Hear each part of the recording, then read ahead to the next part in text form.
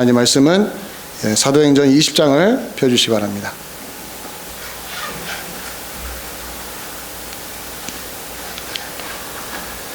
사도행전 20장 22절부터 24절까지 말씀 한 목소리로 차근차근히 3절, 3절밖에 없으니까요. 한 절씩 읽어내갑니다. 22절 같이 읽어내려갑니다. 시작. 보라, 이제 나는 성령에 매여 예루살렘으로 가는데 거기서 무슨 일을 당할는지 알지 못하노라. 오직 성령이 각 성에서 내게 증언하여 결박과 환난이 나를 기다린다 하시나 내가 달려갈 길과 주 예수께 받은 사명 곧 하나님의 은혜의 복음을 증언하는 일을 마치려 하면은 나의 생명조차 조금도 귀한 것으로 여기지 아니하노라. 아멘. 우리가 상식적으로 볼 때 위험한 곳이라고 한다면 가지 않으려고 하죠. 매우 상식적인 접근이죠. 위험한 걸 알면서 간다는 것은 특수한 상황이 아니고는 하지 않는 행동이죠. 위험한 곳만이 아니라 위험한 일도 우리는 하지 않으려고 하는 게 우리의 모습이죠. 그게 위험하다 하면 안 하려고 합니다. 또한 사람이 위험하면 그 사람도 피하게 마련입니다. 이 위험한 일, 위험한 지역, 또 위험한 사람, 위험하다고 하면 우리는 본능적으로 피하게 돼 있어요. 그런데 특수성이 있습니다. 특수한 직업에 있는 사람들에게는 오히려 이것이 반대로 흘러가요. 위험하니까 가는 거예요. 위험하지 않으면 안 가는 대표적인 직업이 뭡니까? 소방대원이죠. 소방대원. 요즘 이 캘리포니아 다시 가뭄 시즌이 와가지고 언제 어디서 산불이 크게 날지 모르는 그런 기간이죠. 그러면 소방대원들은 초비상입니다. 우리가 알다시피. 그리고 많은 분들이 희생을 해요. 피할 수가 없는 거죠. 그분들이 안 가면 누가 갑니까? 그분들은 그런 산불 나는 곳에 투입되기 위하여 훈련받은 거죠. 당연하다고 생각할지 모르지만 매우 위험한 행동입니다. 그래서 안전장치를 다 마련을 하고 엄청나게 훈련을 하고 그리고 위험할 것 같으면 빨리 빠져나오라고 하죠. 그런데 이 바람이라는 게 어디서 어떻게 불지 모르잖아요. 캘리포니아 바람은 또 얼마나 매섭습니까? 방향이 막 갑자기 확 바뀌죠. 분명히 예상하고 들어갔다가 방향이 바뀌어버리면 불이 어떻습니까? 자기 쪽으로 오는 것을 막을 수가 없어서 정말 희생당하는 분들이 있습니다. 자, 피할 수 없는 일들이 있어요. 우리가 살면서. 자, 어떻게 해야 될까요? 그래서 어떤 분들은 이렇게 말을 해요. 우리가 잘 아는 이야기죠. 피할 수 없으면 어떻게 하라고요? 그냥 정면 돌파해라. 저는 이 말이 참 재밌어요. 그리고 개인적으로는 마음에 와닿아요. 피할 수 없으면 그냥 돌파해라. 저는 이거 신앙적으로 매우 맞다고 봐요. 그냥 단순히 객기 한번 부린다 이런 뜻이 아니고 어차피 피할 수 없으면 그냥 운명이려니 하고 그냥 맞아들이자 이런 뜻이 아니라 돌파하자는 거예요. 그냥 돌파. 대표적인 인물이 바울이었습니다. 바울은 신앙인이죠. 예수 그리스도를 믿는 신앙인이죠. 그에 대한 여러 가지 수식어가 있는데 제가 붙일 수 있는 수식어는 정면 돌파하는 사람이었다는 거예요. 피할 수 없으면 그냥 앞으로 쭉 전진해 나가는 그런 스타일이었습니다. 오늘 본문에서 그 모습을 확인할 수가 있어요.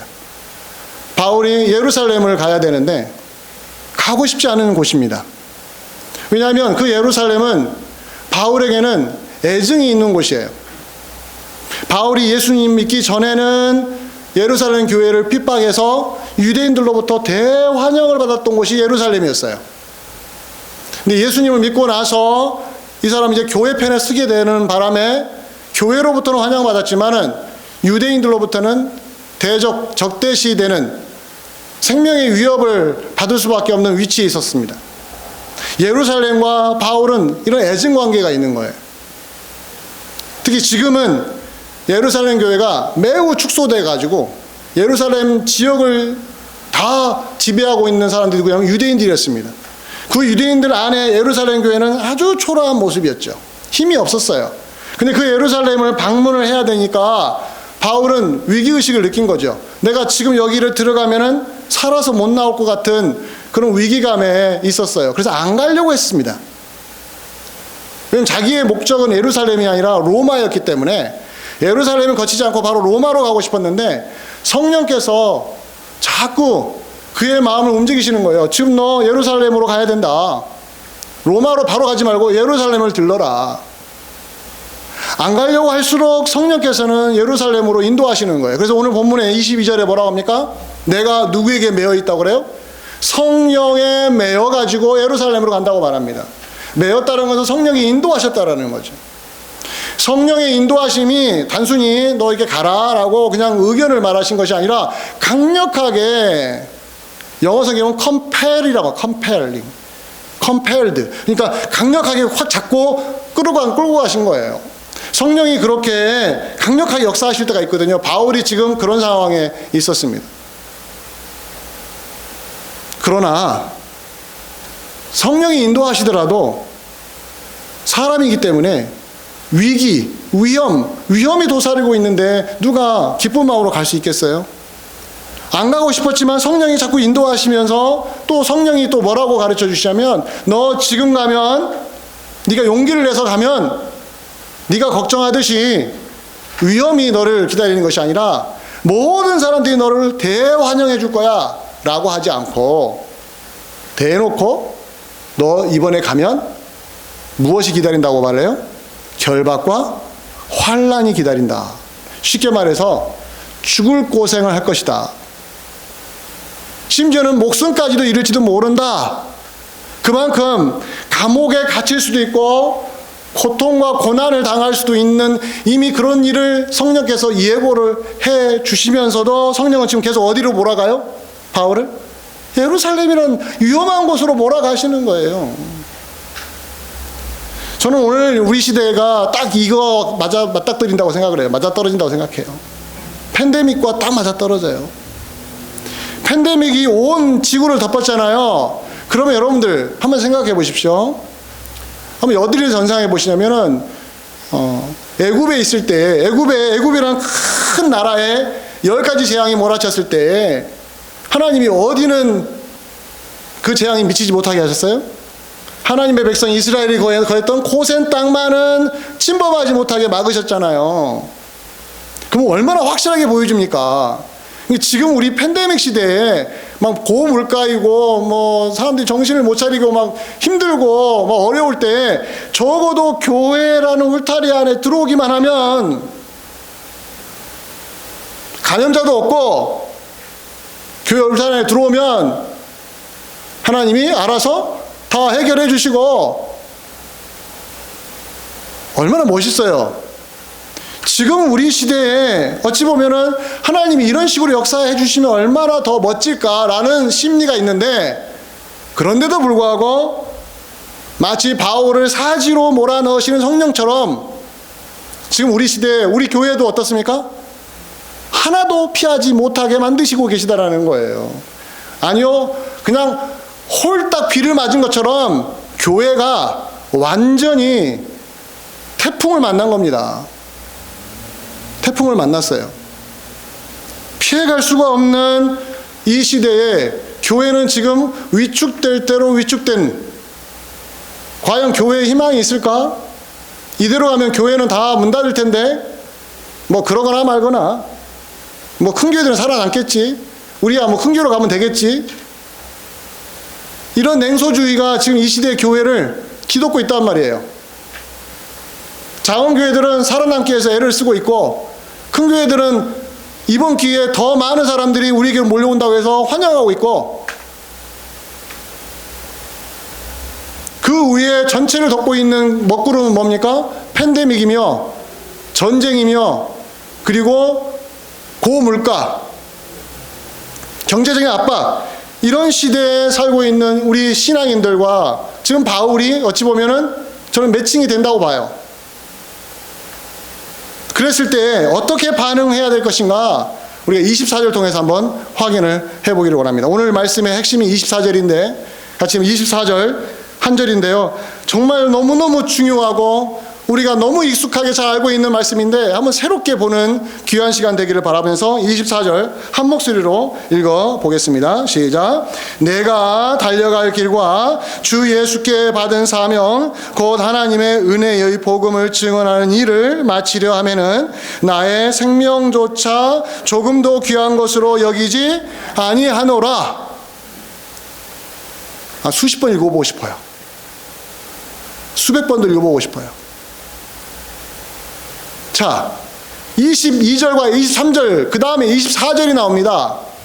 22절, 23절은 뭐라고 했습니까? 제가 말씀드리기로는 사지로 몰려가는, 즉 죽을 곳으로 고통과 고난이 기다리는 예루살렘으로 갈 수밖에 없는 바울의 입장, 그리고 오늘날 팬데믹 시대에 어디 피할 곳이 없는 우리 교회의 입장과 거의 매칭이 되지 않습니까?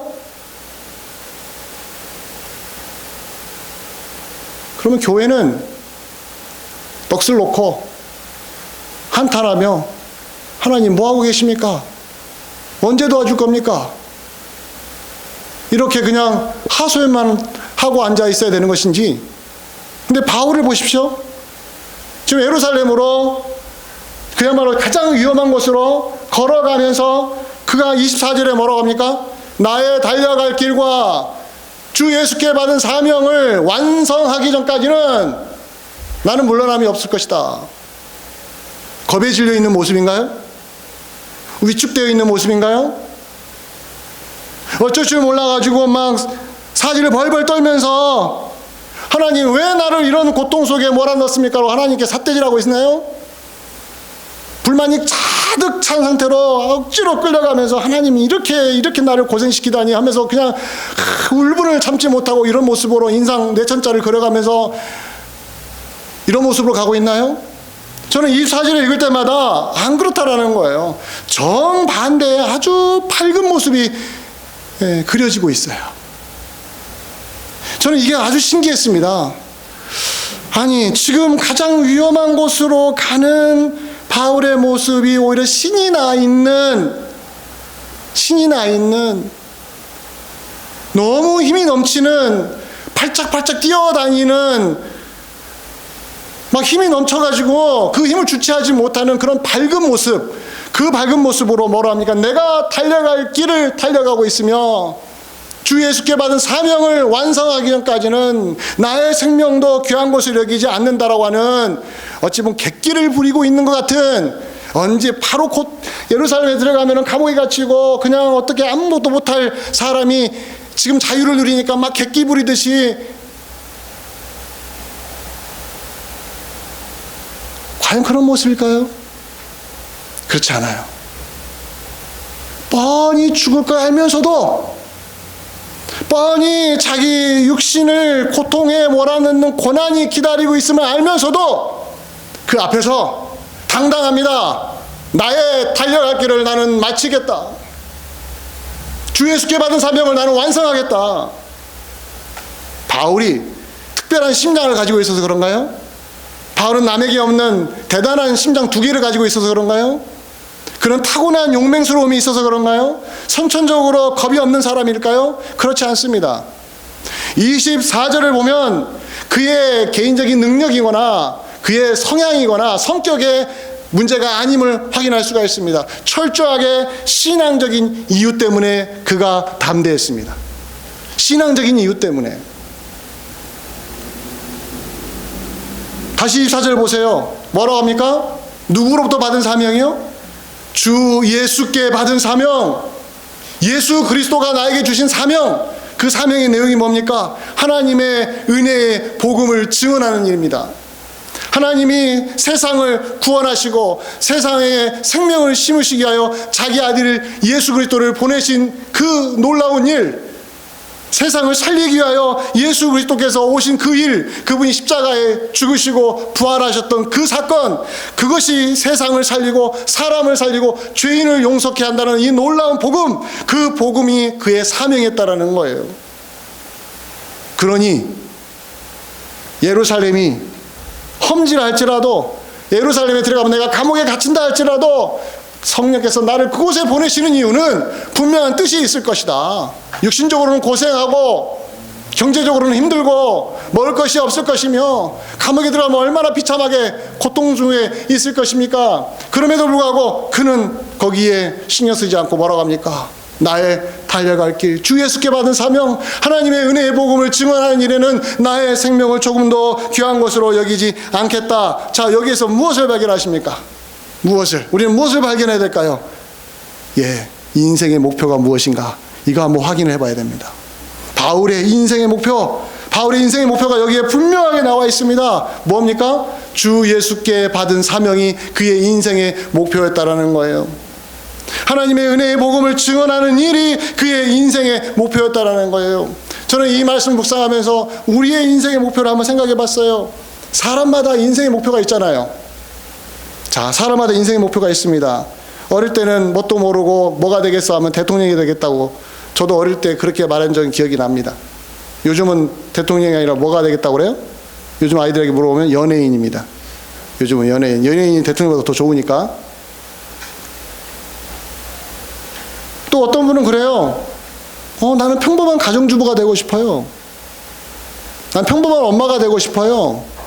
이것도 인생의 목적이죠. 또 어떤 친구들은 세계적인 골프 선수가 되고 싶어요. 그래서 어릴 때부터 골프로 훈련하는 친구도 있지 않습니까? 어떤 사람은 아인슈타인처럼 위대한 과학자가 되고 싶어요. 자, 그런데 잘 보십시오. 인생의 목표를 가만히 보면 나이가 들어갈수록 어떻습니까? 인생의 목표가 있는 것 같아요, 없는 것 같아요? 우리는 없다고 말합니다. 그러나 그렇지 않아요. 인생의 목표가 있습니다. 그러나 현실적으로 바뀐다라는 거예요. 어릴 때야 모든 게 가능하니까 막 대통령 꿈꾸죠. 그러나 나이가 조금씩 들어가고 10대가 지나고 20대가 되고 그러면 벌써 현실을 인지하게 되는 거기 때문에 현실에 맞추어서 생각하다 보니까 인생의 목표가 없는 것처럼 보이지만 그렇지 않습니다. 나름대로 다 목표가 있어요. 30대가 갖고 있는 목표, 40대, 50대가 갖고 있는 인생의 목표가 다 있어요. 현실에 점점 맞추어지는 목표일 뿐이죠. 자, 그런데 인생의 목표가 크든 작든 우리는 그것을 이루기 위하여 오늘도 달리고 있지 않습니까? 오늘 우리 장정환 안수 집사님이 기도한 것처럼 우리는 나름대로 가족을 지키기 위하여, 내 인생을 지키기 위하여 최선을 다한다라는 거, 어느 누구가 자기 인생을 가치 없다고 말할 수 있겠습니까?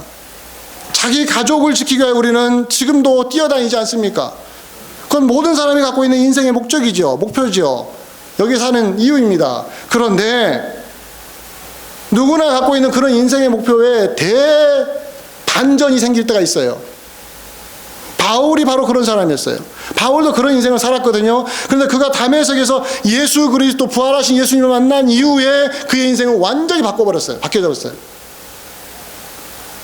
저는 오늘 24절에서 주 예수께 받은 사명, 언제부터 바울은 이런 인생의 목적을 가지고 있었을까? 처음부터 그러지 않았어요. 어릴 때부터 그러지 않았어요. 바로 중년의 나이 때 다메섹에서 부활하신 예수님을 만나고 나서, 제가 예상으로는 40대라고 생각합니다. 제 예상으로는 40이 넘어서 예수 그리스도를 만나고 나서 그의 인생에 큰 대변혁을 맞이한 것이죠. 인생 자체가 통째로 바뀌어버렸어요. 저는 이것을 놓고 우리 자신에게 한번 적용해 보기를 원한다는 거죠. 예수님을 어떻게 만났길래 바울은 누구께 받은 사명이요?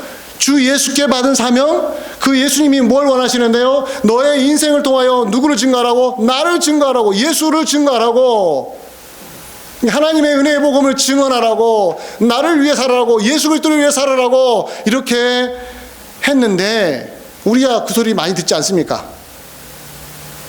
근데 바울은 얼마나 세게 예수님을 만났길래 그의 인생을 통째로 이렇게 다 던져서 누구를 위해 살아요? 예수 그리스도를 위해 살 수 있을까? 그 말은 왜 우리는 못 살까? 우리도 예수 만난 사람인데. 예수 만난 것도요, 강도가 다르더라고요. 자, 예를 들면 사랑하는 사람을 만나요. 그리고 결혼하지 않습니까? 근데 그 사랑하는 사람에게 헌신하는 그 연인들의 모습을 보면 천차만별인 거 아시죠? 이거 비교하면 부부싸움을 합니다. 이거 비교하면 제일 어리석은 거예요. 저 남편은 저렇게 해주는데 왜 내 남편이 이렇게 안 해줘? 이거 되게 어리석은 거예요. 각자 성향대로 하는 거예요. 어떤 사람은 다이아몬드 뭐 캐로리 메큐리도 세죠? 저는 잘 몰라서 그러는데 뭐 이만한 다이아를 해준다, 뭐 이만한 거 해준다는 사람이 있다 하는데 그거 가지고 막 비교해가지고 사랑의 가치를, 사랑의 뭐 정도, 강도를 측정한다는데 우리는 그런 거 자주 해요. 살면서. 엄마가 해준 게 뭐가 있어? 아빠가 해준 게 뭐가 있어? 다 내 힘으로 살았잖아. 이러기도 하고, 또 어떤 가정은 부모가 전폭적으로 다 대줘가지고 아이는 한 것도 아무것도 없는데 그 아이를 반석 위에 세우는 부모가 또 있고, 우리는 뭔가에 그렇게 에너지를 쏟고 우리의 인생을 걸고 모든 에너지를 쏟아낸단 말이에요. 우리는 못하는 사람들이 아니에요. 할 수 있는 사람이에요. 그런데 이것이 신앙 영역으로 딱 들어오면 예수님을 만났다고 하는데 그 예수님이 나를 위해 십자가에 죽으셨다고 믿는다고 하는데 그 예수님이 하나님의 아들이시면서 십자가라는 우리 죄를 위하여 십자가에 죽으시고 우리에게 영원한 생명을 주시기 위하여 그런 일을 하셨다고 믿는데 왜? 믿음에도 불구하고 왜 우리는 그 예수님을 만났음에도 불구하고 왜 이렇게 미지근할까? 저는 묻고 싶습니다. 예수님을 만나셨습니까? 그 다음에 예수님을 만나고 나서 인생이 어떻게 바뀌셨습니까?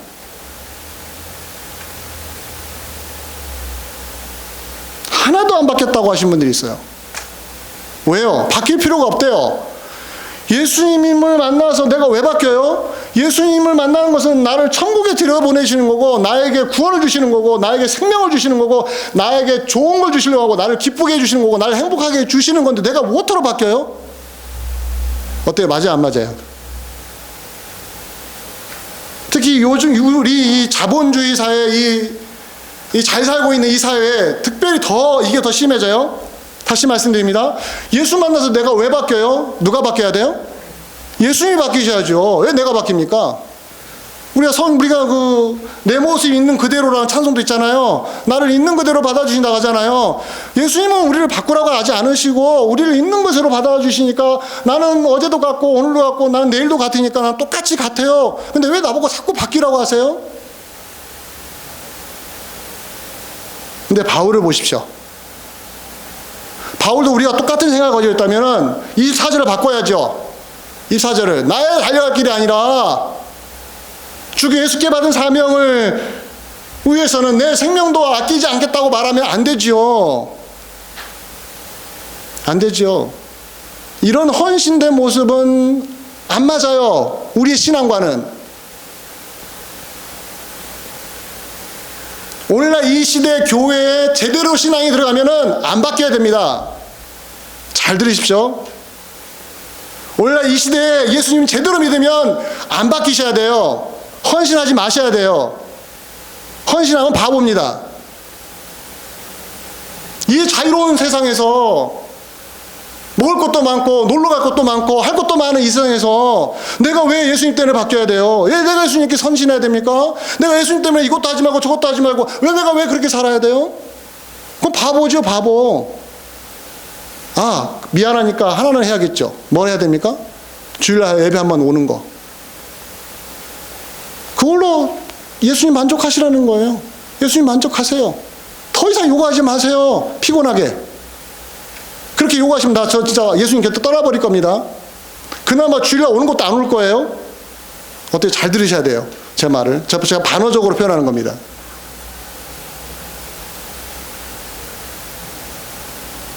오늘 보면 이 사절을 다시 한번 보세요. 나의 달려갈 길, 주 예수께 받은 사명, 하나님의 은혜의 복음을 증언하는 일을 마치려 하면 그 다음 문구가 저는 너무너무 가슴을 휘어봤어요. 다시 한번 읽어봅니다. 뭐라고 합니까? 그 다음 마지막 구절에 뭐라고 합니까? 나의 생명조차 조금도 귀한 것으로 여기지 아니하노라. 객기 부리고 있나요? 세상 한참 모르고 이런 소리 하고 있나요? 세상 물정 모르고 어린아이가 하듯이 순간 기분이 확 올라와가지고 그냥 책임지지도 못할 말을 한 것인가요? 바울은 이렇게 자기 인생을 던졌습니다. 진짜로.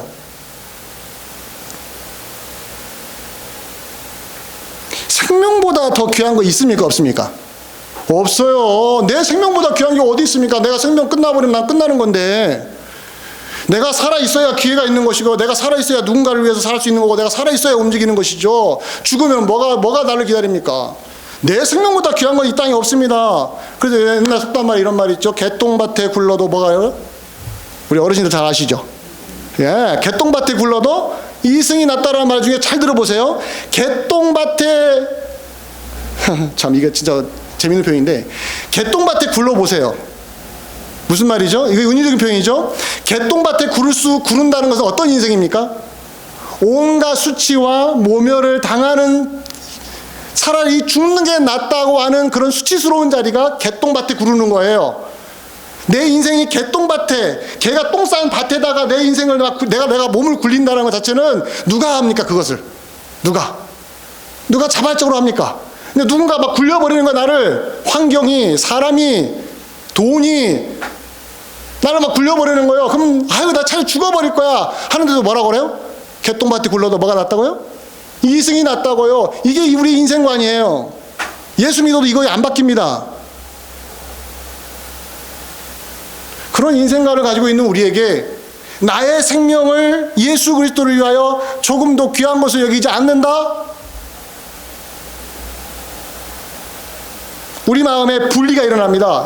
그건 바울이지 나는 못해. 그건 목사님이지. 목사님이니까 목사님 그거 하라고 목사님이면 하나님이 목사님 시킨 거지. 장로님도 장로님이니까 그렇게 그거 하라고 장로님 시킨 거지. 다 누구를 빼는 거예요? 나는 빼는 거예요. 나는. 이것도 그런 거예요. 바울이 나의 생명을 아끼지 않는다고 했지 우리 보고 그러라고 하지 않았지 않느냐라고 하면서 자꾸 이 말씀을 막 밀어내는 거예요. 그렇지 않습니다. 바울의 이 위대한 헌신은 개똥밭에 굴러도 이승이 낫다고 하면서 오직 사는 것이 최고로 중요하다고 생각하는 우리에게 내 생명도 귀한 것을 여기지 않을 대상이 생기고 그것을 위하여 내 생명을 던질 수 있는, 근데 그분이 바로 예수 그리스도라는 그분을 만난 인생으로 내가 완전히 바뀔 수 있다라는 거, 이것은 현실이고요, 사실이고요, 누구에게나 일어나야 되고 모든 그리스도인에게 일어나야 될 변화인 것입니다. 위대한 헌신은 남의 것이 아닙니다. 바울만의 것이 아닙니다. 우리의 것이 되어야 된다는 거예요. 이러기 위해서는 우리 안에 큰 변화가 일어나야 되는데, 빌립보서 3장 8절을 한번 읽어봅니다. 바울이 이렇게 나의 생명조차 조금 더 귀한 것을 여기지 않는다라고 할 수 있었던 근본적인 원인이 있었는데, 3장 8절, 빌립보서 3장 8절 함께 읽어봅니다. 시작. 또한 모든 것을 해로 여김은 내 주 그리스도 예수를 아는 지식이 가장 고상하기 때문이라. 내가 그를 위하여 모든 것을 잃어버리고 배설물로 여김은 그리스도를 얻고. 이게 말이 안 되는 거예요. 왜 예수님을 얻는데 내 것을 다 버려야 돼요? 우리가 아까 제가 말씀드렸잖아요. 내가 예수를 얻는 것은 더 많이 얻으려고 내가 예수를 믿는 것인데, 예수님을 얻고 다른 거 다 잃어버린다고요? 나 그러면 예수 안 믿을래요. 그러니까 우리가 지금까지 예수님을 믿고 신앙생활하는 것이 예수님 플러스 알파, 예수님 플러스, 요즘 플러스가 너무 중요하잖아요. 보너스도 하나 더 들어온 것처럼. 예수님 믿는 이유는 그 예수님을 통하여 다른 좋은 것들이 다 내 안으로 들어오니까 내가 예수님 믿는 것인데, 근데 예수님을 얻는 대신에 다 잃어버리라고요? 이런 불공평한 게 어디 있습니까? 이런 신앙생활이 어디 있습니까? 성도님들의 속에 아우성을 제가 한번 대변해 드리는 거예요. 왜 모든 걸 잃어요? 내가 그를 위하여 모든 걸 잃어버리고, 아니요, 그럴 수 없죠. 내가 예수님 때문에 잃어버리면 나 예수님 안 믿을 거예요. 아니면 선교사님들에게만 요구하시든가, 목회자에게만 요구하시든가, 나 같은 평범한 그리스도인에게 요구하시면 안 됩니다. 이건 내 이야기가 아니어야 돼요.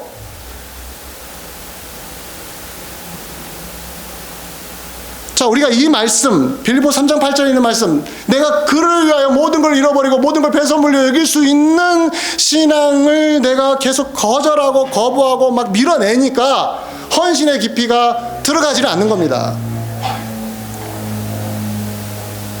자, 헌신의 깊이가 들어가기 위해서는 또 이 말씀을 통과해야 돼요. 빌립보서 1장 20절 하반절을 보면 같이 한번 읽어봅니다. 시작. 살든지 죽든지 내 몸에서 뭐라고 그래요? 예, 그리스도가 존귀하게 된다. 그 앞에 수식어가 보니까 뭐 하든지요? 살든지 죽든지. 이것도 바꿔야 돼요. 성경 구절을. 어떻게 하든지 살든지 이렇게. 어떤 수단을 방법을 쓰든지 살든지 이렇게 가야지 죽든지가 이렇게 하면 안 되는 거예요. 왜? 우리는 사는 걸 중요시 여기지 죽는 걸 중요시 여기지 않기 때문에. 근데 살든지 죽든지라니요. 그리스도가 내 몸에서 존귀하려면 내가 살아야죠. 내가 먼저 살아야죠. 내가 먼저 행복해야죠. 내가 먼저 잘 돼야죠. 내가 세상에서 머리가 되어야죠. 내가 세상에 성공해야죠. 내가 건강해야죠. 그래야 그리스도가 내 몸에서 존귀하게 되는 거지. 내가 죽으면 무슨 소용이 있습니까? 내가 아프면 무슨 소용이 있습니까? 내가 병들면 주님이 영광받는 게 아니라 주님이 욕먹어요. 하나님 그렇지 않습니까? 내가 비실비실 됐더니 사람들이 막 깔보잖아요. 그럼 예수 믿는 내가 비실비실 되니까 나를 깔보니까 예수님도 욕먹지 않습니까? 이런 논리를 피면서 살든지 죽든지가 아니라 뭐합니까? 어떻게 하든지 잘 되든지 유명해지든지 잘 풀려서 기도했더니 좋은 직장을 얻고 그렇게 힘들어도 끝은 좋고 이래져야 그리스도가 존귀하게 되는 거 아닙니까? 얼마나 이 시대가 말하는 그리스도인상, 이 시대가 요구하는 복음과 얼마나 대치가 되는지 우리가 성경을 제대로 봐야 한다는 거죠. 자, 1장 21절 한 절 더 봅니다. 빌립보서 1장 21절에 뭐라 합니까? 다시 한번 같이 읽어봅니다. 시작. 이는 내게 사는 것이 그리스도니. 그 다음에 뭐라고 합니까? 이것도 바꿔야 돼요. 이는 내게 사는 것이 그리스도니 더 잘 사는 것이 유익이다. 이 성경 구절 바꿔야 됩니다. 사람들이 좋아할 만한 문구로 바꿔야죠. 이는 내게 사는 것이 그리스도이니 더 잘 사는 것이 유익이다. 근데 죽는 것도 유익이다니요. 이런 말도 안 되는 이야기를 자꾸 해주니 성도님들이 교회를 더 멀리하는 거 아니겠습니까? 그러니까 교회 와서 이런 메시지를 들으면 아이고 이건 비현실적인 이야기, 이거 성경이라는 이야기, 바울이라는 이야기, 우리랑 아무 상관없는 이야기. 그런 저는 여러분에게 또 이야기합니다. 자, 성경을 보세요. 스데반을 보십시오. 스데반처럼 살다가 죽으면 너무 비참하지 않아요? 교회에서 일꾼으로 뽑혀가지고 7명 중에 1명이 돼가지고 이제 교회가 리더가 돼가지고 이제 주를 위하여 온 세상을 뒤집어 놓겠다 했더니 나가자마자 뭐 했어요? 돌에 맞아 죽었어요. 이런 허무한 게 어디 있습니까? 주님이 교회에서 일꾼이라고 뽑아줘가지고 교인들이 다 우리 교회가 임시로 뽑듯이 해가지고 다 만장일치로 뽑아놓는데 뛰어갔더니 뭐요? 뛰어가자마자 어떻게 했어요? 죽어버렸어요. 이런 허망한 일이 어디 있습니까? 어떻게 이 스데반을 보면서 하나님이 영광을 받으시겠어요? 오히려 하나님이 욕을 먹는 거 아니겠습니까? 자, 세례요한 보세요. 세례요한이 어떻게 죽었죠? 세례요한이요, 요단에서요, 강에서요, 회개의 복음을 증거하고 세례를 주니까 구름대처럼 사람들이 몰려왔어요. 그럴 때는요, 와, 역시 하나님의 사람은 달라. 그래, 하나님의 사람이 이렇게 하나님 말씀 선포하면 구름대처럼 사람들이 막 몰려와가지고 막 머리 들면서 회개하고 막 그래야죠. 근데 그의 죽음이 어떻습니까? 목 잘려 죽었어요. 뭐 때문에요? 구태하지 않아도 될 말을 했어요. 그 당시 최고 권력자가 누구였습니까? 헤로드 왕이었죠. 근데 헤로드 왕이 어떻게 했습니까? 자기 동생 빌립의 아내를 강제로 취했습니다. 아내로. 세상 부도덕한 짓을 한 거예요. 아무도 말을 못했어요. 왜요? 말했다가는 그 당시는 왕권 시대였기 때문에 헤로드 왕이 죽이면 끝나는 거 아니겠습니까? 그래서 다 겁먹고 있었어요. 근데 세례요한은 어땠습니까? 옳지 않다고. 당신 옳지 않다고 공공연하게 이야기한 거예요. 그래서 헤롯이 어떻게 했어요? 네, 세례요한 죽였습니다. 이런 허망한 일이 어디 있습니까? 더 살아서 더 많은 사람들을 주님 앞으로 인도해야 될 세례요한이 왜 이렇게 허무하게 죽습니까? 무엇을 위해서요? 누구 때문에요? 살든지 죽든지 내게 사는 것이 그리스도니 뭐 더 유익해요? 죽는 것도 누굴 위해 죽는 거예요? 예수 그리스도에 죽는 것도 유익하다고 하는 거예요.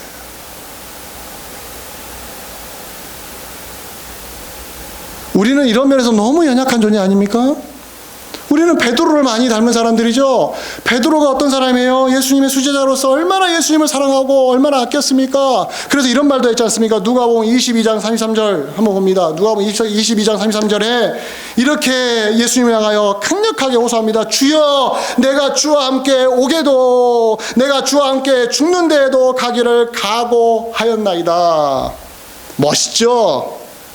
우리도 은혜 받으면 이런 말 합니다. 은혜 받을 때. 처음 은혜 받을 때 기억나시죠? 기도원 가서 은혜 받을 때, 야, 온 세상 그 물질도 난 원하지 않아요. 난 예수님만 있으면 좋아요. 했다가 어느 순간 어떻게 돼요? 점점 내려와. 올라가야 돼. 내려와. 어디로 내려와요? 신앙이 내려와. 오게도 가고 죽는데도 가겠다고 했던 우리의 마음은 어느 순간 다 내려가지고 어떻습니까? 조금 힘들다고 교회 떠나고, 조금 힘들다고 교회 안 나오고, 조금 힘들다고 그리스도인들이 이래서야 어떻게 되겠냐고 하면서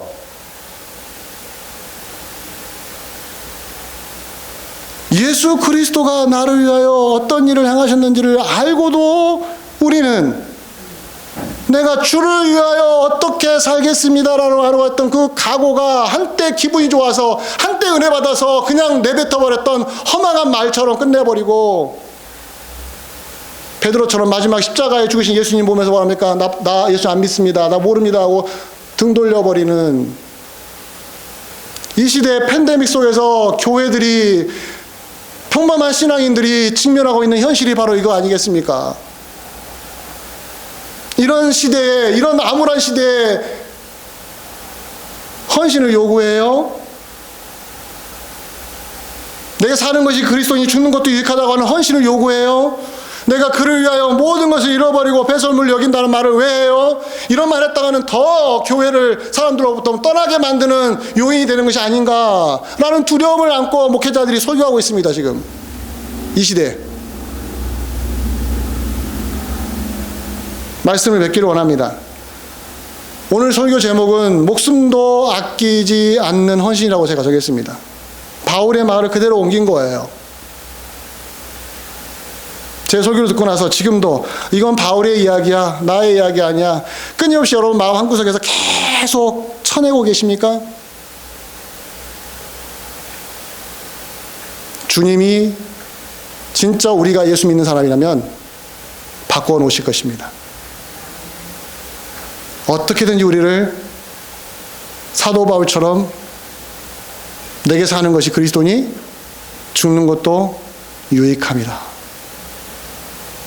나의 달려갈 길을 다 마치려 하면은 주 예수께 받은 사명, 하나님의 은혜의 복음을 증언하는 일에는 내 생명도 조금 더 귀한 것을 여기지 않겠다라는, 단순히 말로만 하는 사람이 아니라 진짜 내 생활 속에서 가장 귀한 분이 예수님인 것을 고백하는 신앙인으로 우리 주님이 만들어 놓으실 것입니다. 저 이거 믿으니까 말하는 거예요. 제가 한번 설교했다고 성도님들이 바깥에 뒤집어지면 제가 이 자리에 없지요. 전 벌써 세계적인 스타가 됐겠죠. 저는 오늘 우리 성도님들 기죽이기 위해서 이런 말한 게 아닙니다. 주님이 우리를 어디로 부르시는지를 보시라는 거예요. 지금보다 더 좋은 걸 주시려고 부르신 게 아니에요. 지금보다 더 건강하게 살게 하려고 부르신 게 아니에요. 이제는 누구를 위해 살게요? 예수 그리스도를 위해 살도록 우리를 부르신다라는 거예요.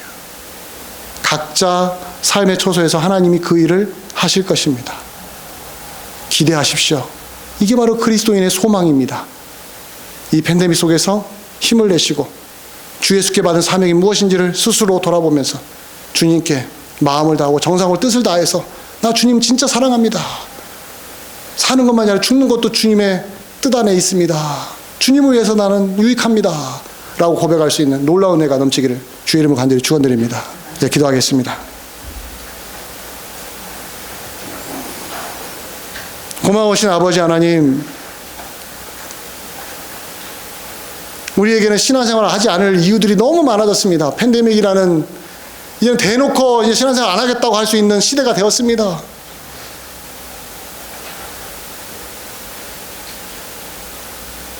내가 예수 그리스도를 위하여 사는 것도, 내가 예수 그리스도를 죽는 것도 유익하다고 해야 되는 이 말씀 앞에 우리 자신을 내세웁니다. 세워봅니다. 하나님 도와주옵소서. 우리에게 힘을 주시옵소서. 우리의 연약한 마음을 강하게 붙들어 주옵소서. 그래야 팬데믹을 이겨내고 고물가를 이겨내고 물질을 이겨내고 예수 그리스도를 위하여 사는 것이 무엇인지를 내가 사는 그 현장 속에서 조금씩 익혀가고 훈련받고 변화되는 놀라운 모습이 나타나게 은혜를 더하여 주시옵소서. 예수 그리스도 이름으로 기도합나이다. 아멘.